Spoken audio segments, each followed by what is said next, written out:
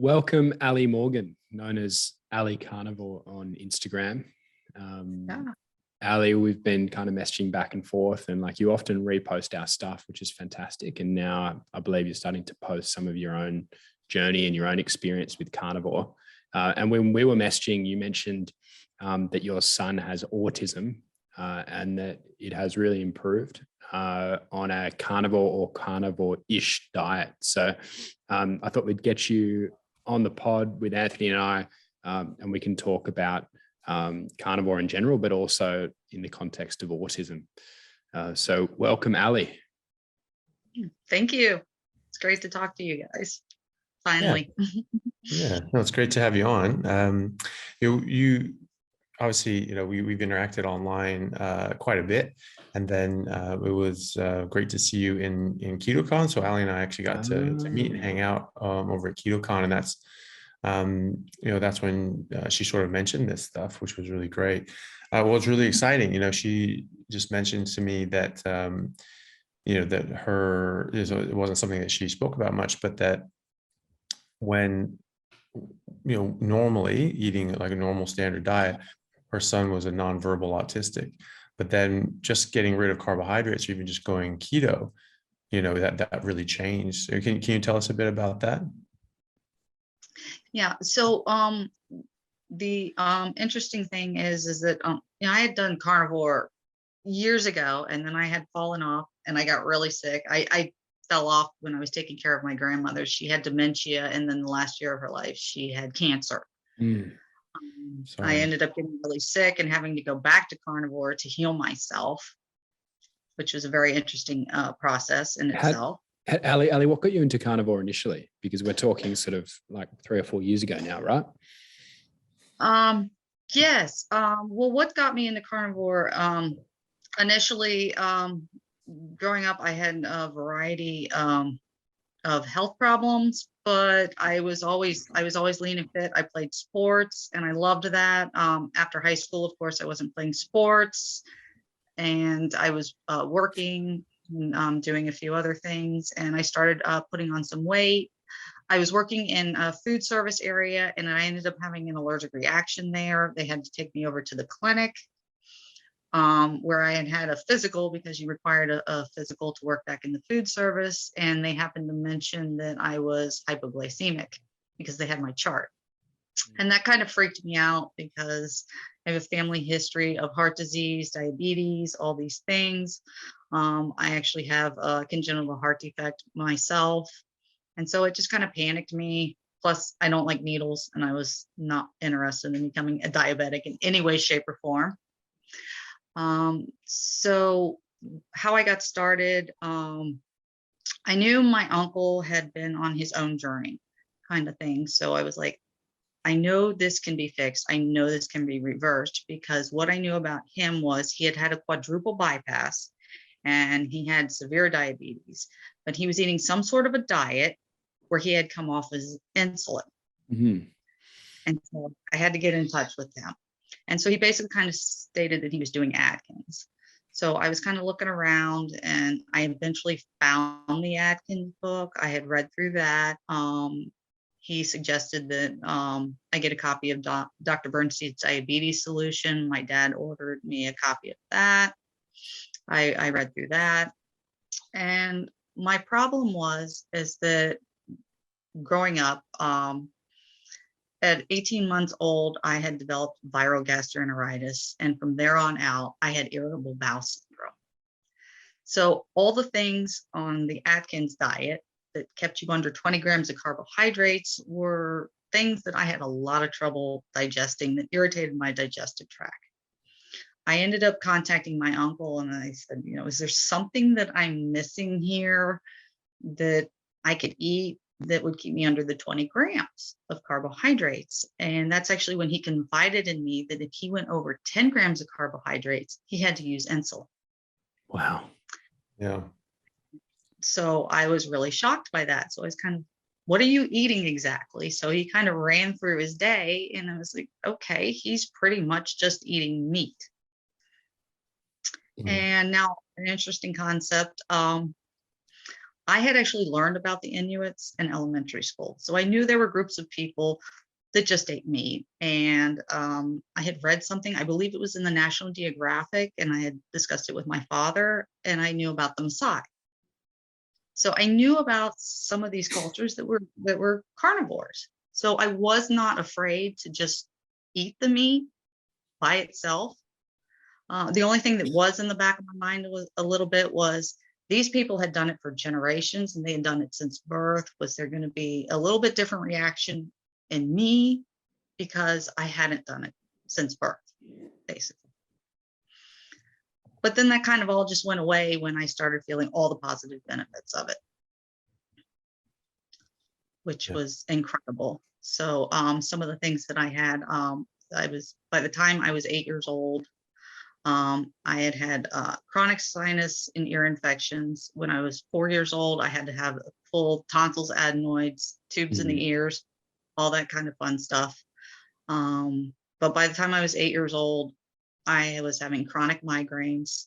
I had a form of epilepsy, and I was diagnosed with bipolar type 1, dual swinging, rapid cycling. So I was heavily medicated. So thank goodness I could still play sports because that was kind of my outlet. So I loved it.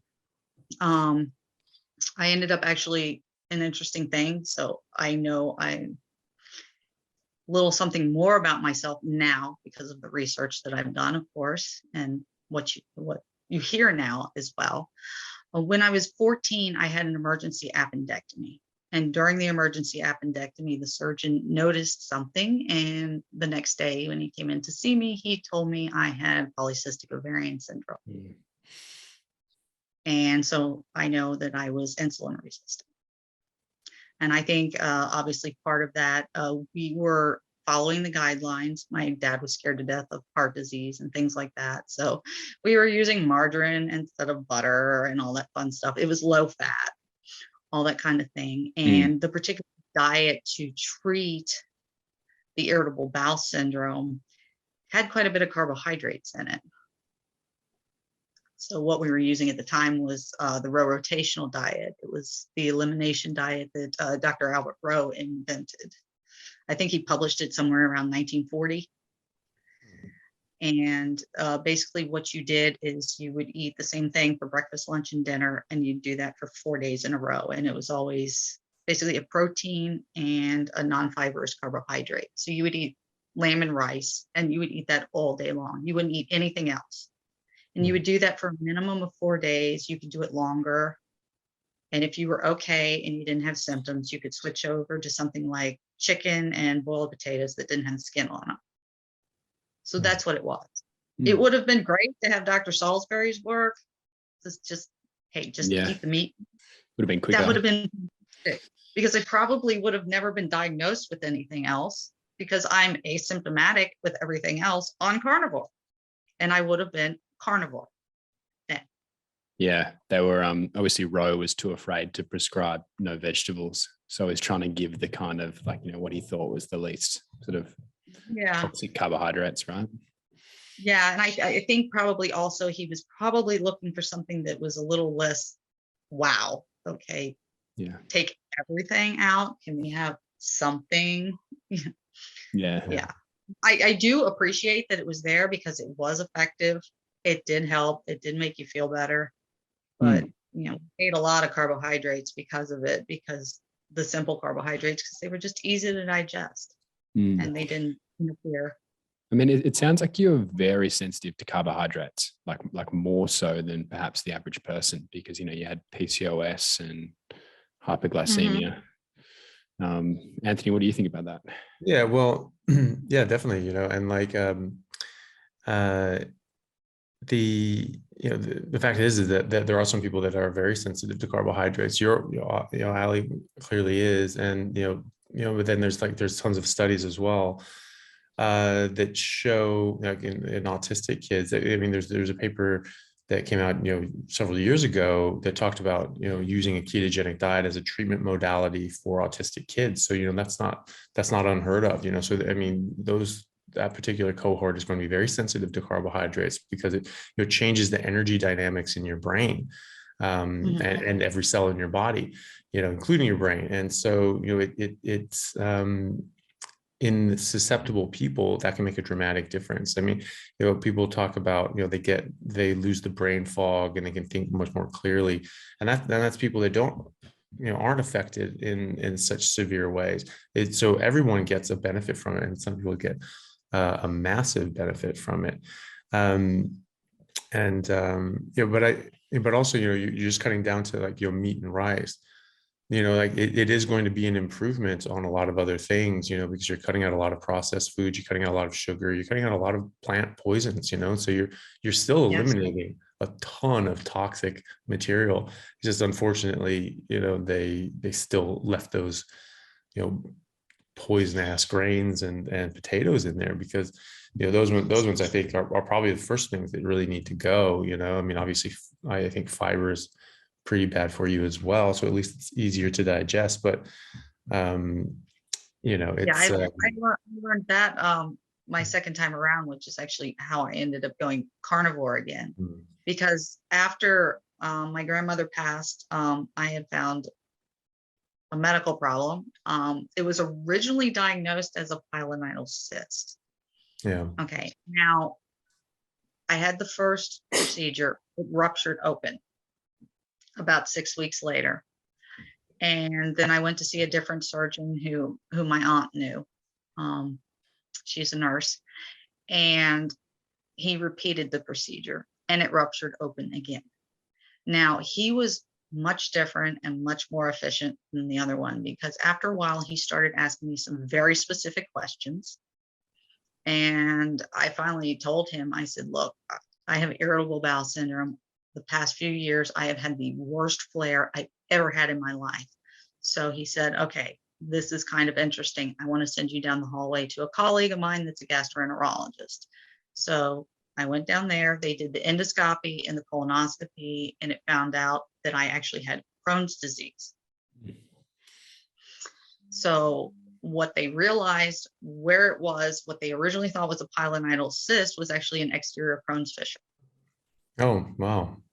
And that's why it wasn't healing. I literally was on bed rest for 18 months at this point. By the time this started to actually heal up, I was on bed rest for 18 months. This wound was open, draining. It was horrible. And then at this point, I was being pumped full of steroids. So I ended up getting bigger than I had ever been because I couldn't take care of myself. Other people were bringing me food. I was sick as a dog. Sometimes I didn't even want to eat because my stomach was so bad. I just didn't even want to put anything in it. But then other times I did. So I actually ended up at 265 pounds. Wow. And And so, well, people can't see you, but you're not exactly, like a tall person. No, I'm not like Billy Hogan. No, like no, that would be a very difficult amount of weight to tell him. Are you something like 5'2" or something like that? 5'3", around there? No, I'm actually about 5'4.5", just under 5'5". Yeah. Okay. So it's still a lot of weight to be carrying on. Oh yeah, it's a ton of weight. 5'5" frame. Huge. I've lost more than I weigh now. I think my biggest weight at 6'3" was like 270, 273. So you could, all right. So that's impressive. Yeah, good work. I remember my dad. He was still pretty bulky. He was a baseball pitcher, but he was at 6'4". He was about 236, and so he's pretty good size. My uncle was like the biggest guy I've ever seen in my life because he was 6'9" and over 300 pounds, and I was just, nobody ever looked big to me. Yeah, no kidding. Yeah, he's a monster. He was huge. Yeah.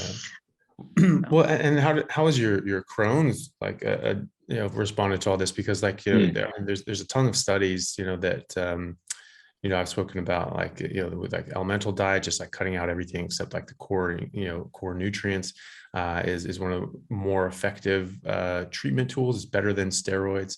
Just even like a fasting mimicking diet where you're not using any fibrous plants or anything like that. it on average keeps people out of flare up for on an average of 51 weeks. And they trialed this against, this was a controlled trial, and people that, were eating, carbs and fibrous carbohydrates, and they stayed in remission for an average of 0 weeks. So it was a big contrast there. And in my practice and the people I've spoken to, I've yet to see, Crohn's or ulcerative colitis just not disappear fully on biopsy within 3 months. So how did that help you? So I had gotten to the point when I had reached about the 18-month mark with this wound still open. I'm being pumped full of steroids. I'm at the point now where I was like, okay, when I weighed less than this, I was already hypoglycemic. For all I know, I'm diabetic at this point. And I was just frustrated. I'm like, something is going to kill me. I have an open wound that's been open for 18 months. And you're talking possible infection here. And I'm like, the diabetes concept. And I'm like, okay, steroids, Crohn's disease, this is miserable. So I was like, I have to find a solution. So I went online and I actually ran across the IBS diet. It was written by Heather Van Vuros. And I started reading through it. And she started talking about basically, if you have a digestive disorder, fiber is the enemy of the gut. Yeah. And she had this diet, and I kind of downloaded the cheat sheet, and I ended up getting a copy of the book.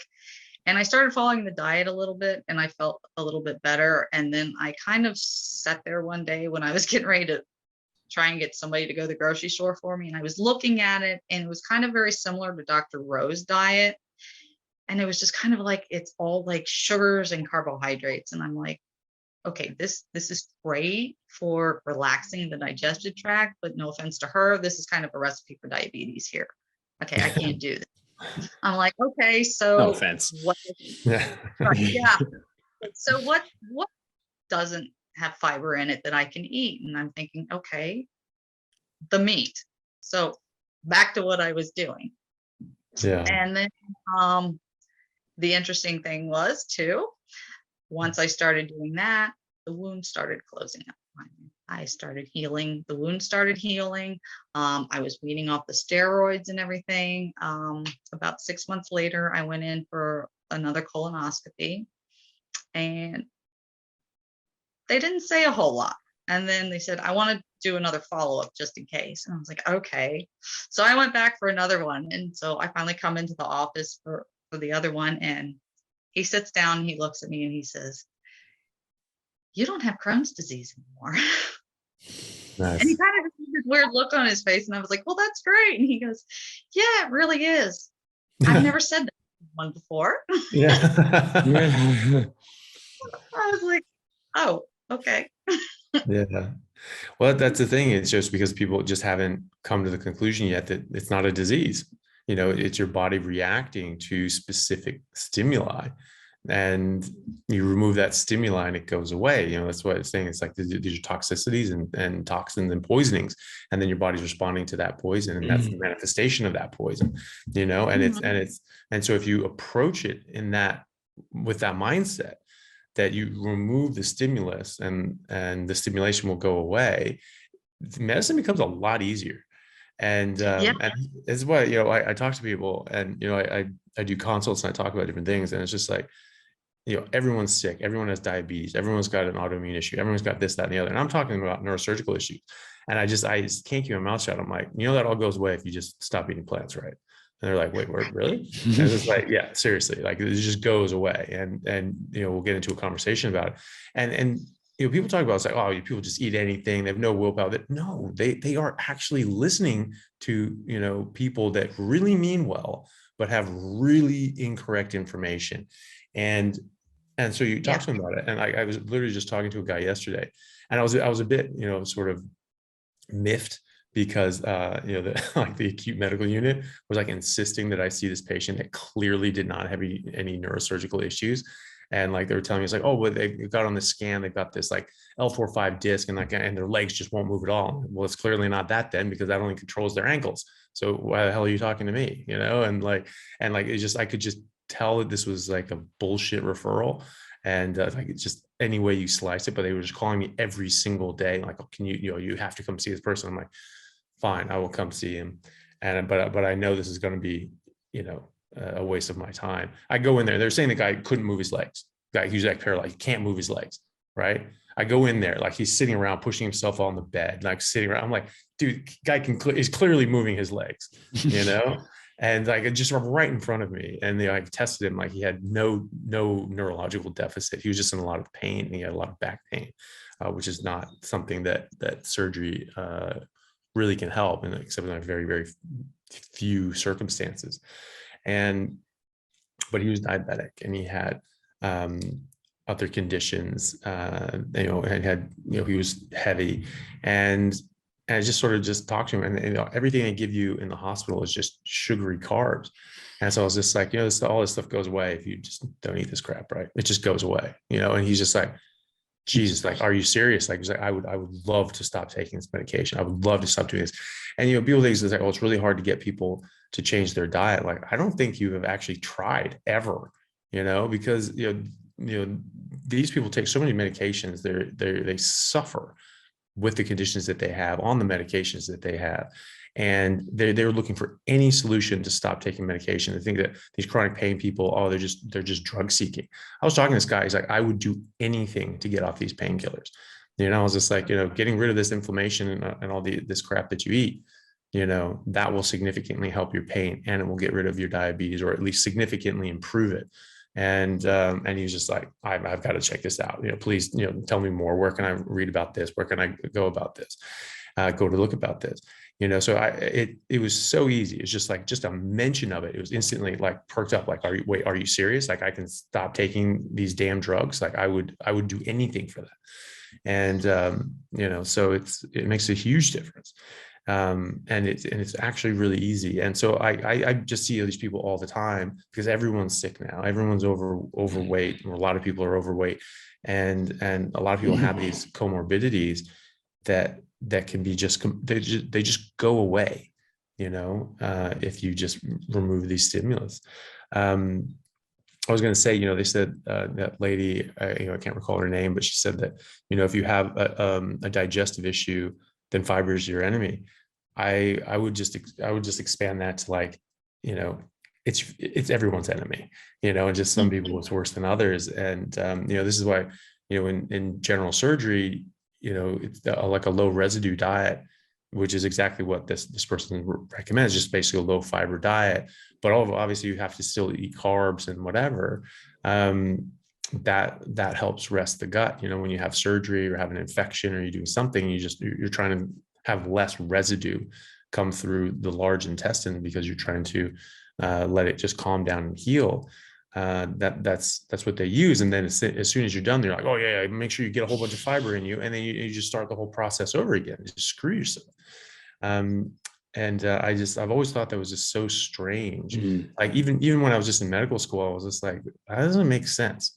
Like why are we telling people that how can fiber be good for us if we're telling people not to eat it, when they actually have an issue, is that really helping them, because it's causing stress in this circumstance?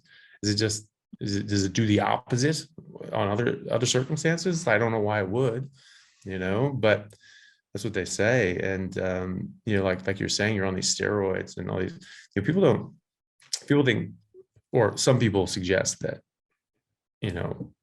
Crohn's and ulcerative colitis, which have dramatically increased in number of people suffering from these things since the 1980s. They say that, they probably we probably had, a whole bunch of other people, probably didn't actually increase at all. It's just that, now we're just noticing it more, and we're just, documenting it more. It's like, you clearly never seen a patient with Crohn's or ulcerative colitis. They require massive, heavy, damaging drugs to just deal with, and so like that's not something you just miss.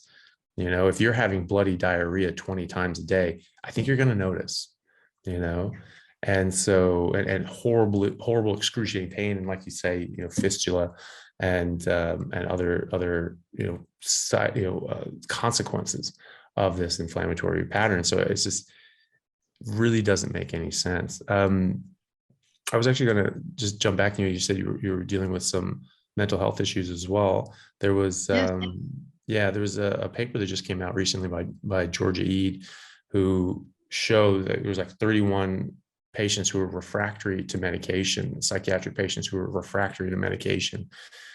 So they were on all the meds and it still didn't work. So schizoaffective disorder, bipolar, major depression, and I think a few others. And so these people weren't helped with the medication, the maximum medications, and they still had this severe problem. And I said, okay, why don't we try a diet and just put them on a keto diet, not even a full carnivore diet. They all improved, and some of them were like just completely resolved their issues.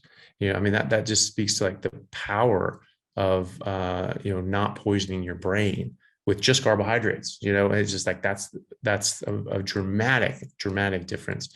When we look at these things as just like energy sources, but they do so much more in our body. These are complex biochemicals that have an effect on our body and our brain. And, even just that energy dynamic is clearly enough to change how our brain functions at a primary level. What were your experiences with that? How did that, affect your psych, your conditions? Yeah, I was fascinated. I was feeling a lot better when I first started basically Atkins, but there was a dramatic shift when I went carnivore. That's when everything just kind of like fell into place. I got the zero carb Zen thing, and I was just neutral at that point. I had been on a sleep aid, a stabilizer, an antidepressant, and stuff like that. And really, one of the first things that I noticed is I was sleeping better through the night, but then I was tired during the day. So I approached the doctor, and I'm like, okay, let me tell you, I changed my diet, and you could see that I had lost weight.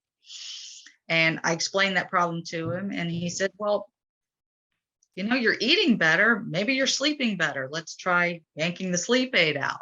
So I did. And I was fine with that. And then slowly we just started reducing things.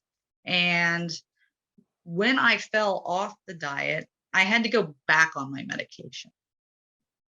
That was one thing new. And so I kind of really just kind of started researching, why this would work, how this would work. And I ended up finding all kinds of info, different pieces of information that even nutritional deficiencies can mimic disorders, things like that. And it was just wild what I was finding. And I was like, okay, well, carnivore provides you with all the nutrition. I didn't know what to call it then. I was just like, I'm doing some kind of weird version of Atkins.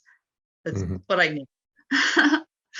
I actually didn't know it was called carnivore. I was following all these keto doctors, and thankfully I was following Dr. Ken Berry. And then I was in the video when he said, I'm going to try a carnivore challenge. I'm going to try carnivore. What is he doing? And then he starts describing it, and I'm like, wait a minute, there's other people actually doing this besides, that are actually in civilized places. And that's how I actually found my first carnivore group, because I started scrolling through the comments, and who's now my friend Marcy Lilly had posted, hey, come join our friendly carnivore group, Zero Carb Living the Good Life. And I clicked over, and there was almost 600 people already in there. And I kind of had this epiphany. It's like, oh my gosh, I found my people. I think it was really fun. I think there's like 10,000 now. 10,000. Wow. Yeah. Definitely Atkins or zero carb is a less triggering way of describing only eating meat for some people. I think as soon as they hear carnivore, they're like, no, now I kind of just say it's kind of like a extreme keto, because people understand that. Yeah. Too. People get keto, don't they? Yeah. Yeah. And it's a natural progression, I mean, that was the thing. It was my first time at KetoCon. But, obviously the concept is there that there are some things that we eat that should be eliminated, and everyone's already sort of thought that as well, like with, don't eat cholesterol, don't eat fat, don't eat meat.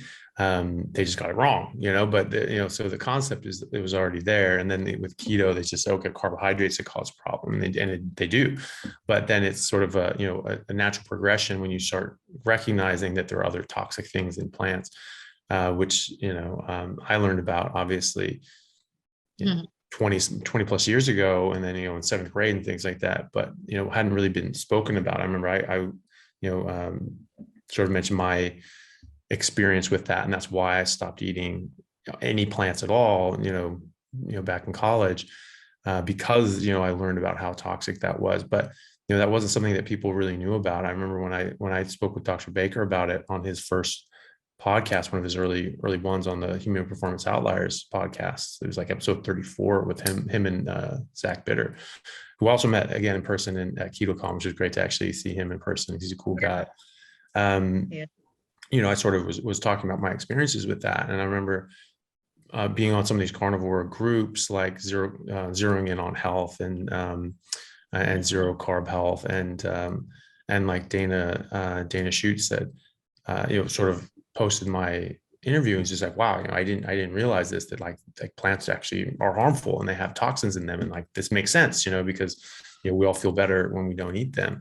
And so when that started, disseminating around with the keto groups, this concept that, there's more than one bad thing in plants, besides carbohydrates, it's a natural progression to start, getting those things off too, and weaning off more and more plants until you finally get to, people call it the ultimate elimination diet. I just call it not eating poison, of carnivore. And then you just describe it like that as well. When I talk to people about it now, I just be like, well, I just eat meat. Like, oh, really, just eat meat? And I was like, yeah, well, I mean, humans are carnivores, like that's the kind of animal we are. Every single one just goes, yeah, no, that's true. Like, this is not a mystery. Like, this is what I was taught as a kid, that humans were apex predators, top of the food chain. That means carnivore. That means super carnivore, because you're eating other carnivores, as well as herbivores. And so, it when you frame it in a certain way, it makes sense. And you sort of bypass all the dogma and indoctrination, and people just go, oh yeah, that makes sense, And so I think that hopefully we can keep sort of pushing out through like the keto community as well, and have that, sort of grow, and then other people sort of take on from there. For sure. Hey, Allie, can we talk about your son? Sure. So Anthony sort of mentioned in a bit of an intro that he was a non-verbal autistic, or he had autism and he was non-verbal. How's he going now? No, he's great. He's very verbal. He's very vocal. He goes to public school. I do have him in physical therapy because he's a toe walker. So we're working on fixing that. And he's got a little bit of occupational therapy, but he's not in any kind of special education. I originally started out homeschooling and kind of enrolled them in like the third quarter of this past year, just to get him some social interaction, and everybody was going back. So it's like he wouldn't be just completely brand new. Everybody else was just kind of getting back to things after the lockdown. And he had a good time. He fit right in. It was great. He made friends and he had a good time. Yeah. And then what happens when he eats carbohydrates? He has some. I'm not completely restrictive. I was initially. What had actually happened was, because of the way I was eating, I didn't have any seed oils or anything in the house. So I was kind of cooking, basically the way I would describe the way that we were eating in the house would have been the standard American diet from over 100 years ago. I love that. Okay. Yeah. So very different to today. Yeah. Yes, I've always been a scratch cook. I got that from my grandmother. So I didn't buy Bisquick or frozen biscuits. I made biscuits from scratch, and they had real butter in them with whole milk, that kind of thing. Lactose free, of course, because we have a little problem with lactose. No surprise. But that's what they were eating in my house. And he was kind of basically like a high functioning autistic. You could see that where the problems were, and it was a little concerning. And I was like, okay, there's obviously some things that we can work through. He's probably going to need some sort of types of therapy and probably special education and stuff like this. What actually happened was I got into that carnivore group, and they decided to have a meetup. And I drove out of state because where the meetup was an hour and a half from where my grandmother grew up, and all my cousins were there. And so I was able to go down and visit my cousins. Literally, I have tons of them. My grandmother was one of 18 children. Okay, Wow. so I don't even know how many cousins I have down there. They like populate the Yeah, half the state. so, Yeah. so it was a lot of fun to go down there. And actually, she knew Kelly Hogan. Kelly came to the meetup. So that was a lot of fun to chat with her, because we had been basically the exact same weight at one point.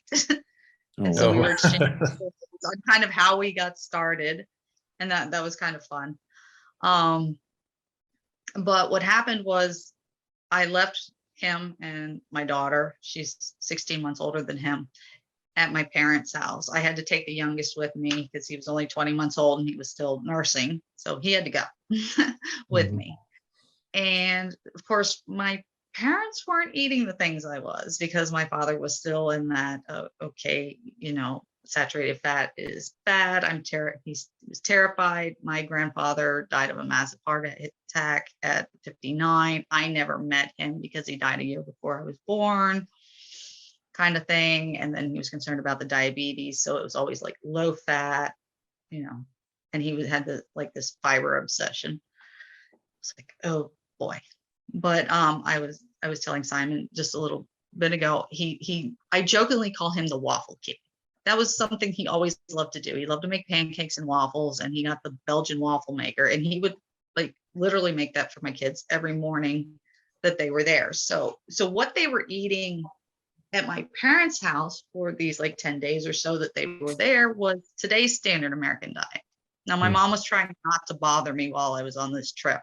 So I get back and he's melting down in the living room. He's whining incoherently. I have to kind of sit him down and put his shoes on. I couldn't figure out what in the world was going on. I'm thinking maybe he's just upset because he's now got to leave grandpa and grandma, because he's crazy about my parents. Luckily, I'm just down the road from my parents, so it wasn't a long trip. So I get him in the house and he kind of falls back over on the floor, and I'm taking his shoes off and stuff. And then it got kind of excited because everybody's home at the house. And then he starts kind of rocking like this, and he's putting his hand over his head, and he's still grunting. So he's covering his ears. And I'm looking at him, and I kind of roll him over, and his eyes are literally like this. I'm talking to him, I'm calling his name, and he's not responding. I get him to sit up, and he just starts going like this. He had completely shut down. Terrible. And then he started doing this with his head again and rocking. He smacked his head on the floor. And that's when I was like, okay, everybody's got to get out of the room. I knew he was overstimulated. It was too loud. I had to get him to settle down. So at this point, I'm realizing it's like, okay, it's kind of like what you had talked about before. I'm like, okay, I need a 20-minute meltdown, but I'm realizing even though what I was feeding him wasn't perfect, he was verbal. I could talk to him. Yes, he had problems, but eating the natural fats, eating the animal protein, even with some white flour and some sugar in his diet, he could talk to me. Eating the standard American diet of today, he can't function at all. There's no functioning with him. And that was kind of a big hit. It's like, okay, I was doing something right, at least.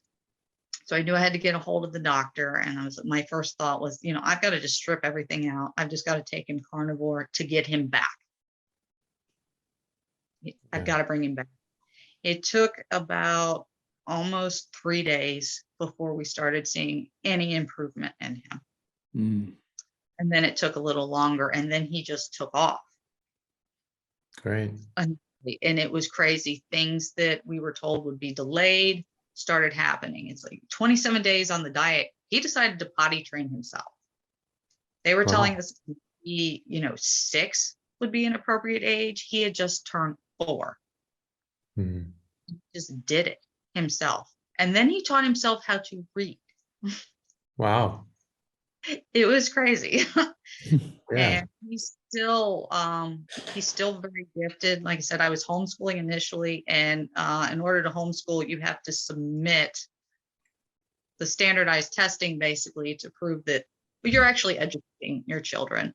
So you have to submit that to the county. So I did the test at the end. I actually had him in the same grade as my daughter. So he was in first grade last year and second grade this year. But when I enrolled him in public school, I went ahead and put him in first grade. So he would be with peers his age.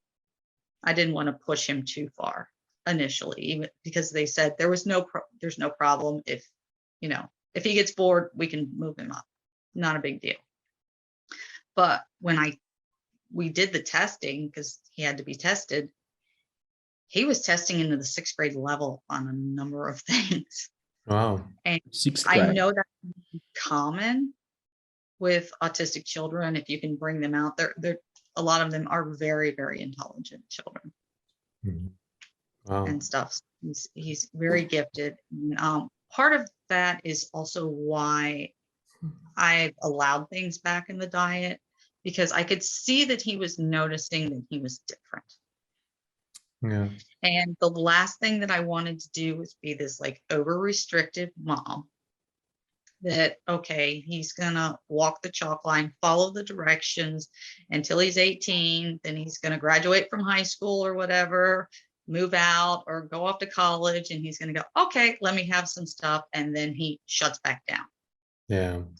Because when he does get a hold of too much, you can start seeing the regression. And so to me, if he were to do that, the only way that I would know is if he was living with somebody and they called me, or I end up getting a call from either an emergency room or a psychiatric hospital, depending on where somebody hauled him off to. Yeah. And I didn't want him to go through that. So I wanted him to learn why he's eating the way he is.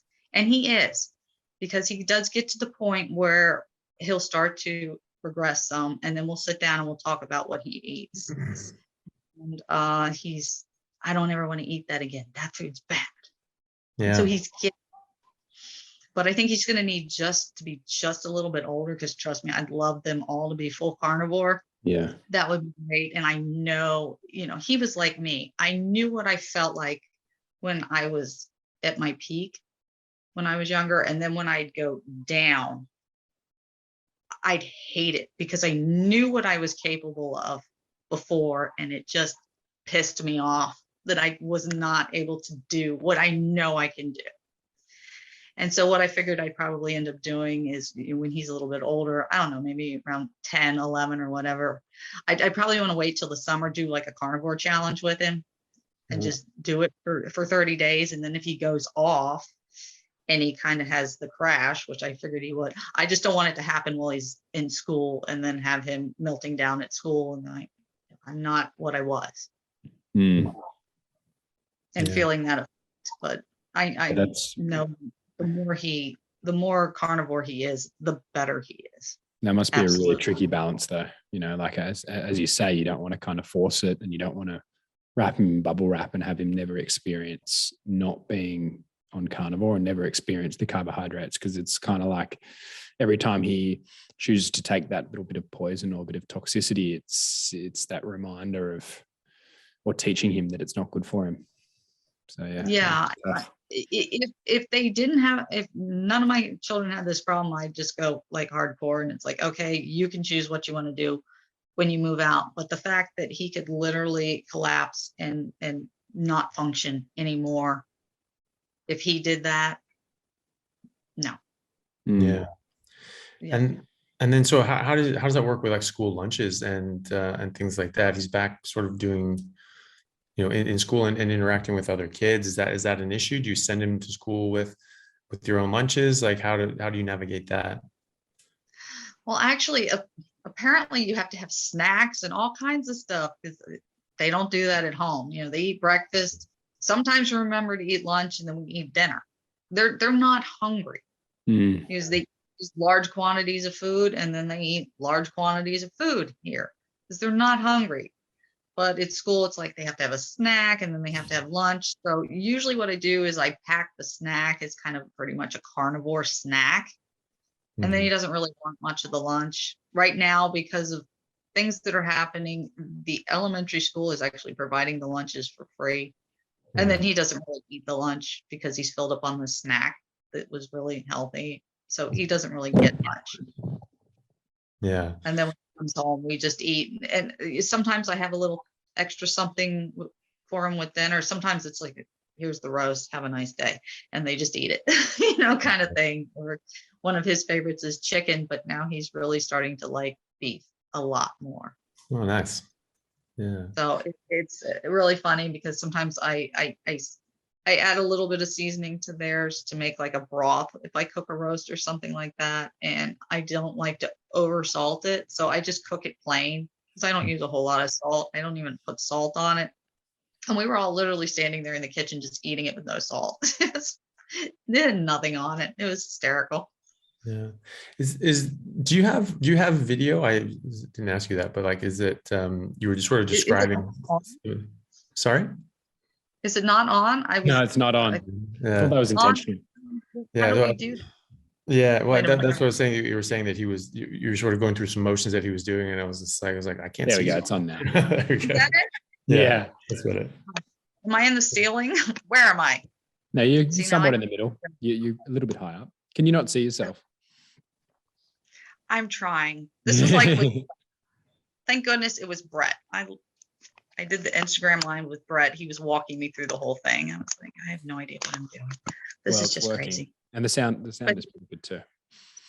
Fantastic. But that's Brett. Hello. Nice to see you.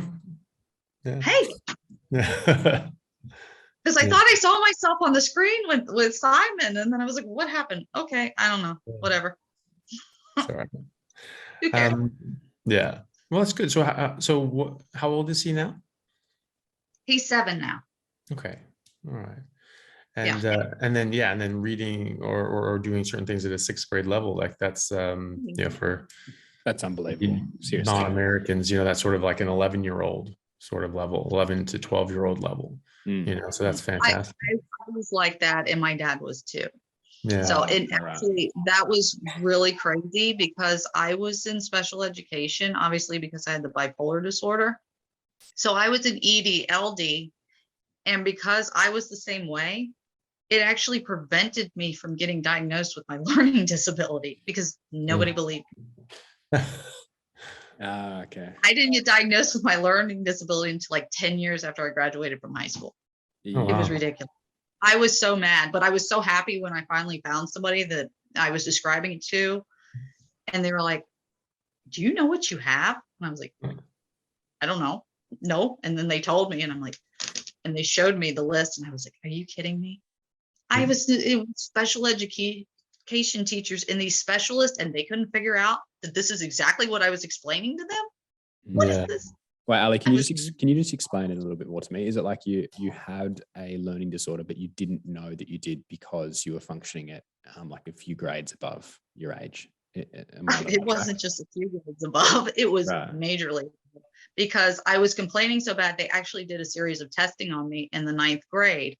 I didn't actually get to finish this test because I was taking so long on it. The lady came over and looked at where I was and stopped me where I was. I would have loved to have known where I was able to go, but she stopped me at grade 18.4. Wow.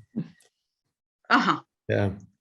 So 12.9, of course, is you're the equivalent of somebody who's graduated from high school, and then you add, 13.1 is 1 year of college. So 18.4 is. Yeah. That's good. Yeah. So they were like, yeah. I was mad. If I had known why they were testing me, I would have just fail it. Yeah. Help. Yeah. So, sorry, if you don't mind, what sort of learning issue did you have? I have dysgraphia. Okay. Which is? Dysgraphia it's a fine motor coordination defect where the brain and the fingertips don't connect with words, basically. So you have trouble writing. Okay. You have trouble putting the words on paper. Some of the symptoms are you're trying to write, you miss words. Your hand will cramp up. It's very painful. So, and it was incredibly frustrating to me because I couldn't write things like essays and stuff like that. And I was sitting there and I would complain to my teacher. I'm like, look, I can dictate this to you all day long, but I can't make it come out on the paper. You know what? I think And I think a lot of people struggle with stuff like that. Like, obviously yours is very cute, but like, you know, writing these long form essays, handwritten, you know, that's only going to suit a small percentage of students, I think. Yeah. And mine actually, some people did well with typing. Mine actually crossed over into typing. I had trouble typing. I was like, frustrating. Yeah. So it was frustrating, but some things that I could get typed up. My mom could type it up. My mom can type really fast. She was actually a secretary for the Interior Department. She could, I forget how many words a minute she used to be able to type. Yeah, a lot more than me, I'm sure. Yeah, so I could just dictate it to her and she'd type it up. And I'm like, okay, here you go. There's your yeah. And that was like voice to text, where I use voice to text all the damn time. Like that's just If I had that, that would have been great. It would have been perfect. Yeah. But they didn't have it yet. And now they have that. And that was actually, if I remember correctly, I remember when that first came out and they were gearing it towards people that had learning disabilities. And I was like, bastards. Yeah. Like, why couldn't you have done that before? Graduated. Yeah. I could have done college. Yeah.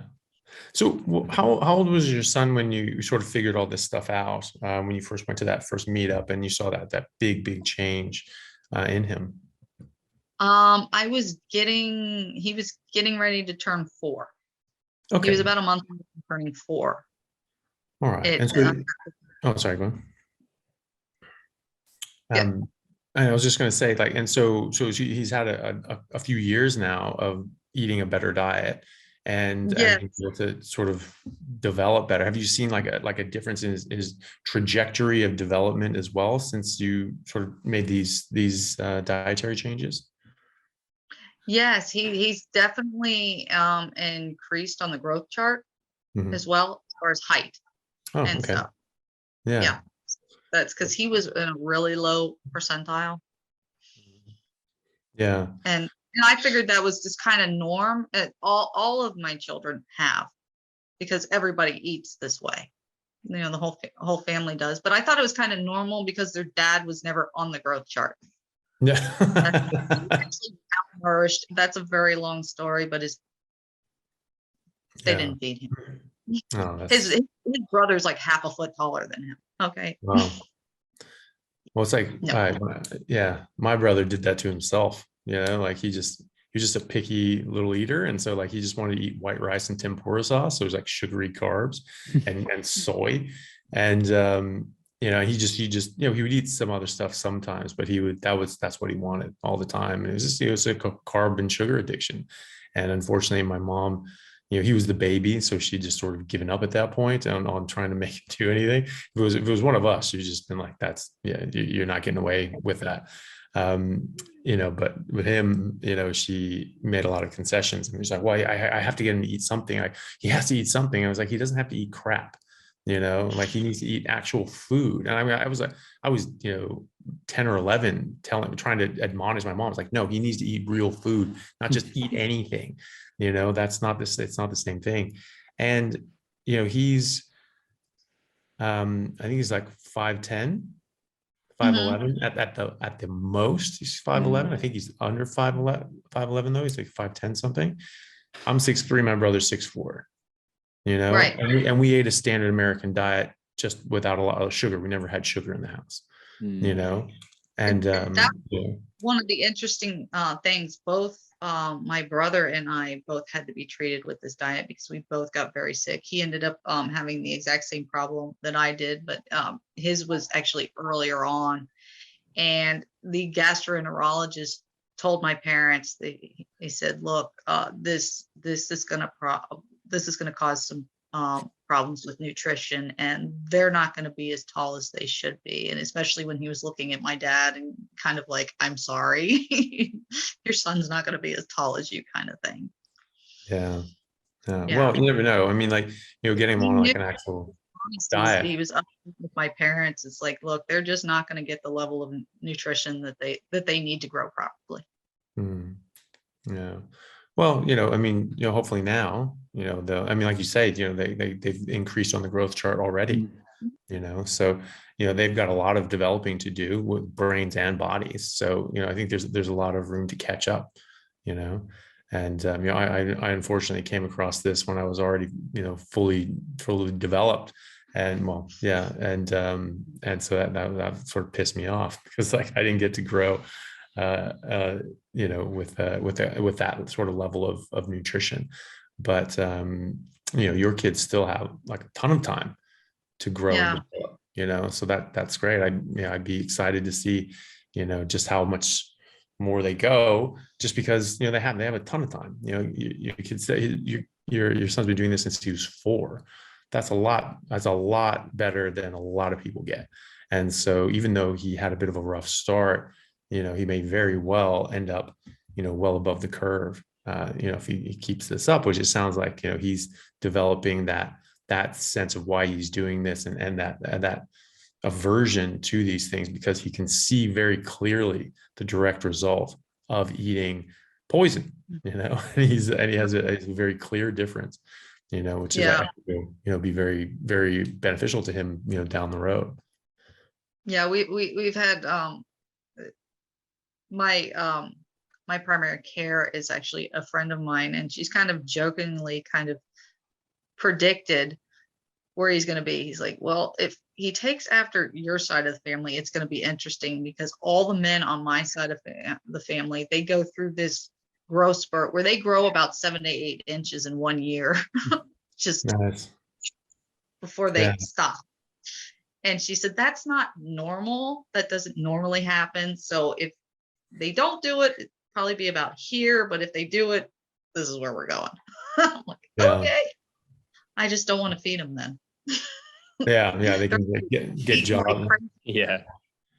It's like, you kids are gonna have to work for your meat. Right. I know. I'm like, if I have friends that own a cattle farm, that's the way to do it. You're gonna need a cow in the backyard. It's going to be kind of funny at some point, though. I have a feeling it's like, I need another half cow. You bought one last week. I know, but they already ate it. Yeah. Yeah, but you just went through a growth spurt, so. Yeah. We need 2. Because and people are shocked sometimes when I talk about the amount that they can eat, because my youngest was basically, he's just been carnivore and he loves it.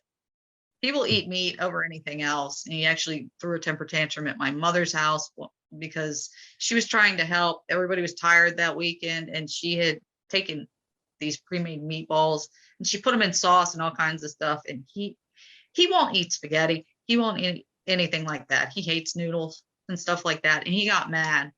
And I had left some steaks there that I had to end up cooking him a steak. And my mom was just, he won't. Why won't kids love spaghetti? They love meatballs. And I'm like, no, not this one. You put sauce on, he's not going to eat it. You put noodles near it, he's not going to eat it. It's just not happening. But when I first transitioned him, it was just amazing, because he wasn't even 2 years old. And so I had a 5-year-old, a 4-year-old, and a not quite 2-year-old.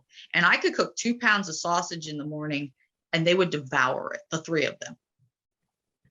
And so they were eating about 3/4 pound a piece at each meal. They were eating more than blood. Yeah. Well, that's awesome. And my youngest one, he likes to gnaw the bone, because I do that for like ribs and stuff like that, like pork spare ribs. If I eat that, and we have 2 barbecue places that are family-owned barbecue places in the area, and they nicknamed him the Bone Crusher, because they just got the biggest kick out of him, because he wasn't even 2 years old. He's gnawing through the bone to eat the marrow out of it. Yeah. Nice. Well, that's awesome. Like, okay, just go, bud. Yeah. Well, Allie, thank you so much for coming on and tell us your story, and telling us about your son. It was a very personal, thing, and it's not something that everyone likes to share with a wider audience, but it's important. Very important, and I really appreciate it, because I think there are a lot of people out here that maybe they are interested in a carnivore diet or not, but they think that like this isn't manageable because I have kids and I can't get them to eat this, that, and the other. But maybe, and especially with autistic kids, sometimes they can be very they don't want to, if they don't want to do a certain thing, like maybe they don't want to eat meat or they want to eat these other things, it can be very difficult to sort of bring them around, and it can be quite hard. And so having your story and having you tell us about how your son made this massive turnaround in his health and his development, that might help people with that, and just be okay, I've just got to figure this out.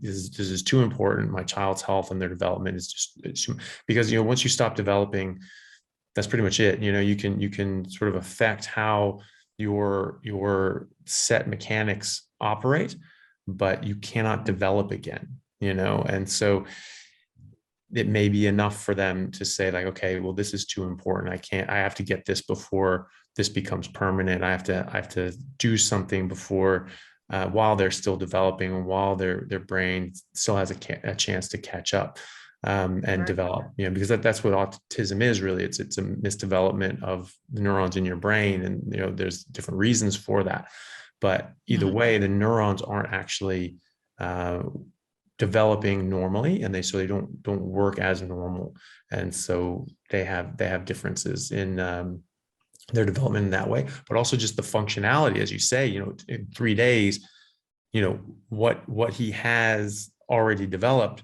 works entirely differently, and now he's developing differently as well. And so hopefully this will inspire people more to say, okay, I've really I've just got to figure it out. Whatever I can do, I need to do this, because this is, my child's health and development is too important. So I thank you very, very much for sharing a very personal story. Yeah. And I was actually very excited. We had a different primary care doctor when I first did this, and he treated the entire family. And so when he saw him, and then, I took him back after the dietary change, and he's, so what are you doing? And so I kind of just explained it to him, and I was a little nervous about it. And then he just kind of looked at me and he said, I'd rather change his diet than medicate him. Smart. Yeah. And I was, oh my gosh, I almost hugged him. Yeah. Well, it sounds like you actually had some doctors who have brains, Yeah. because not all of them get it. My current primary care doctor is actually a friend of mine, and she got tired of just treating patients and having to follow these set of rules. So she left the practice that she was in to do her own practice, and now it's holistic, a lot of holistic treatment, even though maybe she doesn't necessarily prescribe exactly what I'm doing. She thinks it's wonderful. And it's a totally different atmosphere to walk into her office than to walk into a regular doctor's office, because you don't have these, notepads laying around or something. Pharmaceutical companies, you walk in and there's like natural supplements and all this stuff. And here's a massage clinic that you can go to. Here's another friend of mine that I know that's a lactation consultant. Here's her card. It's nice. All that kind of stuff. Yeah. And it's completely different, because it's like, this is natural care. She still does, if you need an antibiotic or something like that, that's great. But she tries to treat everybody who's willing to do it naturally. Yeah. Well, and that's the thing, it's just, it's the difference between, health optimization and disease management. You're trying to get people healthy, not just mitigate disease and damage, and recognizing that these aren't diseases, that you can actually, get rid of them by doing certain lifestyle changes. And, we've been influenced, for better or worse, by pharmaceutical companies. Some of these things are actual miracle drugs. And so we've gone like, wow, that's amazing. Antibiotics, holy crap, but then we've sort of said like every new drug is a good thing. Maybe a lot of them are, But, we've gone away from treating people and treating the person to now treating the disease. And you've sort of lost sight of that. And now we're just trying to find a pill for something. Oh, you got this problem. Oh, let's find a pill for it. Oh, there's enough people that have it. Oh, okay. 13% of the population have this thing. Let's get a pill for that thing. Or maybe think about like, well, why do we have 13% of people having that thing when we used to have no one had that thing? I mean, few people had that thing. Now it's just, oh, let's get a pill for that thing. Well, we didn't have, it's not, the problem isn't that people stopped taking the pill and they had the problem. The pill never existed. That disease never existed. So why the hell is 13% of people have it now? Why the hell is 9% of people in America diabetic? Why the hell are 40% pre-diabetic? 100 years ago, that wasn't a thing. And instead of asking the question, okay, what the hell happened to change that? They're just saying, oh, let's get some pills, and so we've just changed our mindset on how we approach these diseases and these conditions as doctors. And we need to change that. And so it's really good to see, your friend has actually figured that out and is taking a step back and being like, no, this isn't how you should do this, so that's great. Yeah. I never had a problem with it because I was kind of always an outside of the box kind of thinker. So all of this always kind of worked for me. Like, I remember a conversation that I had with my dad because he was explaining why we did certain things. And he was explaining, trying to explain, his dad had a heart attack and there's diabetes. I was about 6 years old and I was like, so what is diabetes? I didn't even understand what it is. And so how do I explain this to a 6-year-old? And so he just kind of said, it's high blood sugar. Yeah. They have too much sugar in their blood. And I looked right at him and I said, well, why don't they just stop eating sugar? Like, this is.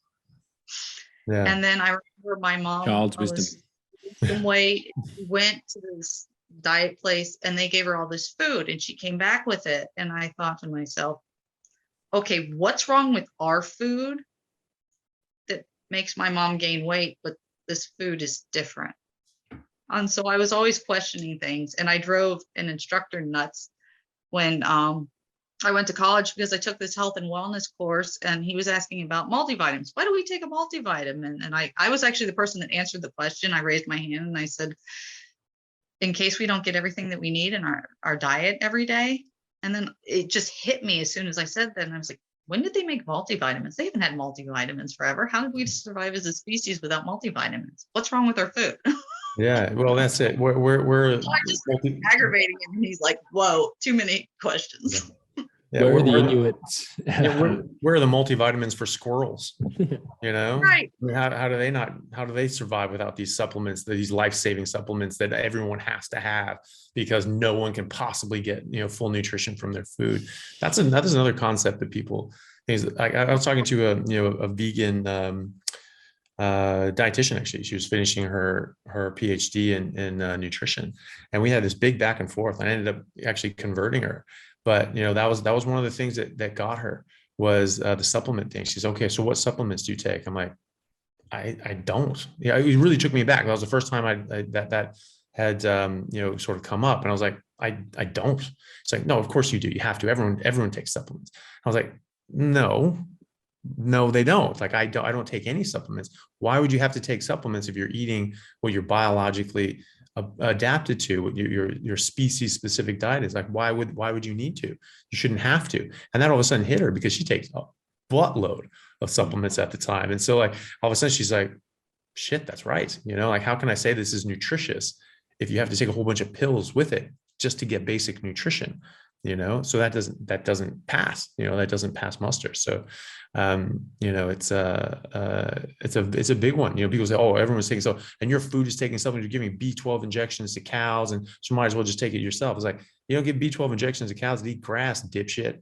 You're only doing that to people that are like sitting in grain feedlots for 6 months because they're not eating what they're supposed to eat either. It's just like you have all these people going around giving B12 shots to like squirrels and field animals and things like that. Like, where are these, benevolent, field marshals that were, going around just doing it? It was like, Jesus, I mean, how did these squirrels survive before you had all these forest rangers going around giving them B12 shots? That's amazing, that we have this service for free. Vitamins for squirrels. There's a business idea. Yeah. It's like, that was like when the blood type diet started taking off again. Somebody was recommending it to me. And my first thought was, I knew my grandmother had a completely different blood type than my mother. And I was like, how does that even make sense that Oh, a the blood mom type and diet, very confusing. Yeah, I read a book on that, and the it same made no food? sense. Yeah. And then one of my other first thoughts was, okay, we're a species. Do other species have blood types? So I looked it up real quick, and I was like, by golly, they do. Yeah. And my first thought was, you don't have a pack of lions out in the wild and they take down like a zebra or something, and then they stand around going like, Bob, Jill, Joe and I can eat the zebra because we have the A4, and you guys are, D9, so you have to wait till we get a giraffe. Yeah. They're No, it's lions. dumb. You don't even Well, know that's they have a blood type. Just eat yes, it. and that's the thing. This is one protein that's different on red blood cells, and that's it. So it was like, how are you fundamentally changing your entire digestive tract based on one protein on one cell line in your body? What the hell kind of sense does that make? It didn't make any sense to me. No, it doesn't make any damn sense. But I think that, maybe it's like, you go into one of these things, oh, you should be eating this and you should be eating this. I didn't hear a blood type for, processed crap. You're the processed crap blood type. So every single one is going to like a whole food approach. And so everyone, when compared to, processed crap approach, they all improve. Like, oh no, I did that and I actually got better. It's like, well, yeah, of course you did, because you got rid of things that were even worse, but like, I'm A positive, so I should be a bloody vegan. I'm like, don't think so. Yeah. That's not going to work. I know. I went through the whole list. So I just, out of curiosity, pulled up the list, and I'm like, okay, if I eat like 3/4 of this stuff, I'm going to be doubled over in pain with my stomach. This is not happening. Yeah, and this just doesn't even look appetizing. I'm like, tofu? Oh, Jesus. Oh, I actually ate tofu one time. I thought it was regular cheese on a platter. I picked that. Oh, that was bad. I was like, gross. I mean, it's a very creative idea, but there's no logic to it, is there? What is this? And they were like, it's tofu cheese. And I was like, okay, what else did you bring? Because I'm not getting near it. Yeah, It was great. yeah, that was great. Thank you. Yeah, thank you both. It was great to chat with you guys.